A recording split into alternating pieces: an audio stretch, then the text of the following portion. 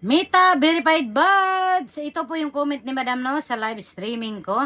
So kahit po makareceive kayo ng notification kagaya nito, as long as hindi naman kayo naglagay ng personal details, sample yung mga bank account niyo or GCash account niyo, so hindi po kayo magbabayad. Dito po sa Pilipinas, 400 mahigit yung babayaran natin monthly, at kung nasa ibang bansa kayo, syempre mas mahal yan. Depende kung anong country kayo. So, ang mga benepisyo nito no, na makukuha natin, kapag po meron kayong problema, sample sa account ninyo, pwede kayong makamessage sa Meta Support through Messenger. Minsan, tatawagan pa nila kayo. At advantage din ito sa mga maraming fake account. Kapag po may nakita kayo dyan na blue check na kagaya nito, so ibig sabihin, hindi po yan fake account. Kasi kapag po mag-avail kayo ng Blue Buds, magsisend po kayo ng ID. So kapag po may blue check na kagaya nito, totoong tao po yan, hindi po yan fake account.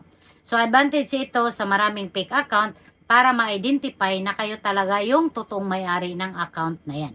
So kapag po mag-avail kayo nitong Meta Verified Buds, pwede pong gamitin ninyo yung totoo nyong pangalan. Kasi yan naman talaga yung purpose niyan, para ma-identify yung identity ninyo.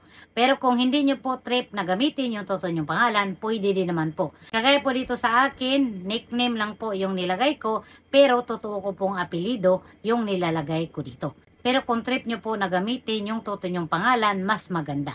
Kasi yan naman po talaga yung purpose dyan. Kahit po hindi kayo naka-turn on ng professional mode or naka-professional mode kayo or hindi kayo monetize dito kay Meta, kumikita dito kay Meta, it depends po sa inyo kung mag-a-avail kayo. Hindi po yan mandatory. So kapag po profile ang gamit natin, meron talaga tayong notification para dito sa Meta Verified Buds. Kasi eligible po ito sa mga profile. Pero kapag page po kayo, meron po silang requirements no para maka-avail ng Meta Verified Buds.